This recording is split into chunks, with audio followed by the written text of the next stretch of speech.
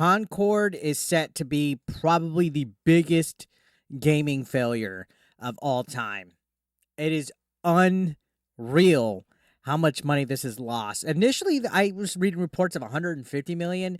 Now we're seeing 400 million total. It cost 400 million for Sony to back this up. Keep in mind, we had a online multiplayer Spider-Man canceled.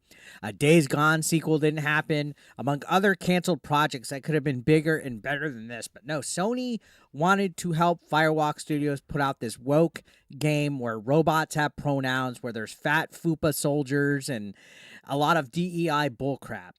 They made the biggest mistake of their lives. Now, of course, they probably could just write this off and call it a day, but they invested a lot. They invested in a brand new controller. They've invested physical copies. They're refunding 100% of like every digital copy out there. They're literally deleting this off of people's PlayStations. You can't even have it installed. I went out and actually bought a physical copy before it was too late just so I could have it and have my own ET thing. But this has been trending on social media. This is from Colin Moriarty, who put that they spoke extensively with someone who worked on Concord, and it's so much worse than you think. It was internally referred to as the future of PlayStation with Star Wars-like potential and a dev culture of toxic positivity, halted any negative feedback, making it cost $400 million. Fucking yikes. Guys, again, this is probably the biggest failure in gaming history. Nothing will ever compare to this. That's nearly $500 million. Do you know what Sony could have did with that money?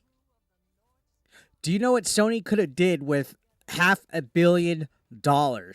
We could have gotten a game that people wanted to play. We could have gotten an entertaining game with entertaining gameplay instead of some kind of woke bullcrap made by a Firewalk Studio dev team that is woke as crap, promoted a woke culture, had a person by the name of Professor there. We saw they demanded Kiefer person that was just bitching about white men. Like, this is an infected studio that had 8 years to develop this fucking video game and $400 million put into it, and it failed. It launched. It didn't even last 2 weeks, as they would say in Total Recall. 2 weeks.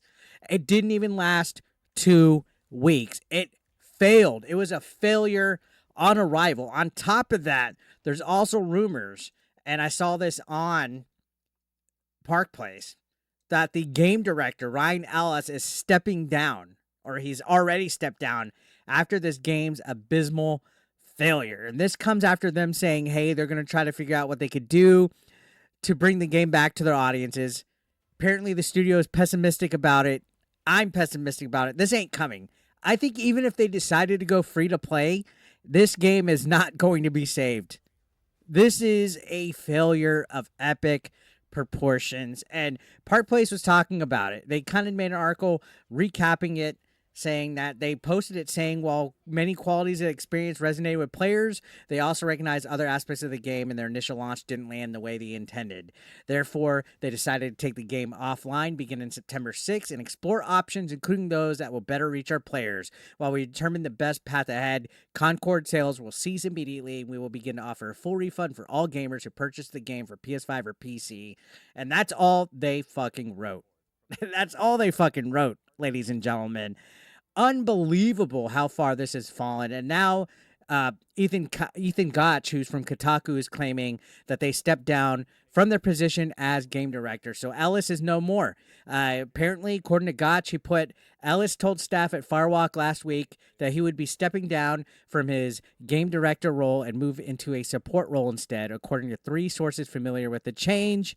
And according to Park Place, it says this should not be a surprise given it's quite difficult to be a game director when you do not have a game to direct.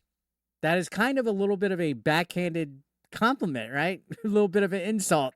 I mean, you literally were the game director of a game that crashed and burned within 2 weeks of launch. You guys couldn't even hit 1,000 concurrent players on Steam.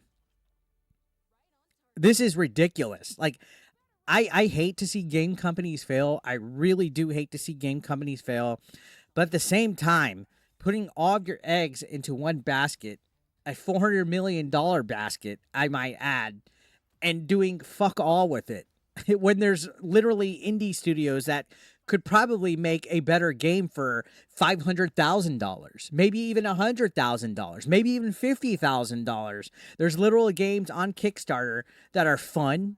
They're made by studios that are passionate, studios that don't have woke narratives to cater to, studios that want to entertain gamers. Instead, $400 million goes to a company that would rather promote toxic positivity, promote pronouns with robots, promote woke ideologies in video games, hire employees that hate white people and hate male gamers. It's infecting the gaming community, and people think it's just a right-wing grift that we're all making up. Guys, no. The wrong people are in the gaming industry. They're all political activists, whether they are a developer, an art director, a game director, a journalist. They're all in it for some kind of weird political reason. Who knows why it's getting this way? It's almost like it's organized. It's almost like somebody has to be funding this and being like, hey, go push this and push this and push that. I have no clue why it's happening, but it seems like it's becoming more and more prevalent as time goes by. And they're getting cooked in the comments. They're getting cooked, saying Concord budget to make was $400 million to make. That is beyond insane.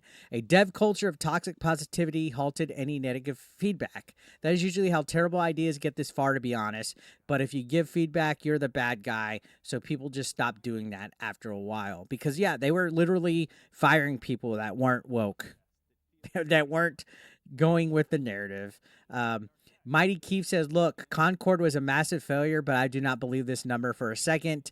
The whole I know someone that knows something tweets are just never believable for me anymore. Let me talk about Mighty Keith, or should I say Mighty Queef. This guy is the biggest woke shill out there outside of anybody that works for Kotaku. He's always being contrarian to whatever is right-wing grifters. He's always having to give a benefit of a doubt to anything woke or DEI. Do not ever take his tweets serious. Even now, he's still coping and seething that Concord lost $400 million. They had to have. Look at everything that was invested into it. There's even a fucking television show that's going to have an episode based on Concord. And you can see even another idiot right here, Del Walker, another moron that's woke. I don't believe that number. I mean, honestly, I believe it.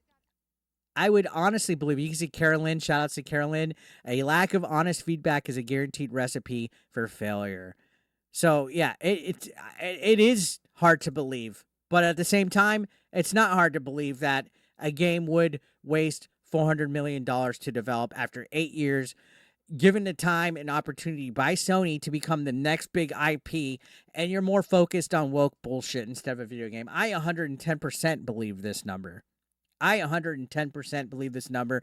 I think any of the wokies like Dal Walker and Mighty Keef or Mighty Queef, they're just coping over it. And you know what's funny? They probably didn't support this game at all. That's what's funny about it. Literally, like, all the tweets that I've seen since Concord have shut down, the petition even has more people that ever played the game. They couldn't even hit 1,000 concurrent players, but you'll see people praising Concord now, wishing for it to come back, and you're seeing thousands of people liking, thousands of reposts and retweets. Where were all these people to support the game? The modern audience never shows up, guys. They don't show up.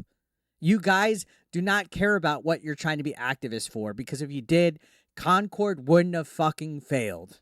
It's again, time after time, Concord, Dustborn, Suicide Squad. Time after time, you guys do not show up to support what you're trying to be activists for, and it flops. And at the end of the day, you're going to blame gamers for it. You're going to blame grums. You're going to blame right-wing grifters for all the failures that are with all these games, instead of actually owning up to it and thinking, hey, maybe the stuff at Firewalk Studios that was a little DEI infected and all the bullshit in the toxic workplace, maybe that contributed to this ridiculous yet epic and historic failure in gaming. We're going to look back on this for many years to come. For many, many years to come, we're going to remember how bad Concord failed. And it failed bad. There's no coming back from this. I think Sony looks like they took a big L here. Firewalk Studios definitely took a big L. And that's what you get when you go woke. So, what do you guys think? Let me know your thoughts down below. Subscribe if you're brand new. I'd love to hear what you guys have to say in the comments down below. Thank you for watching.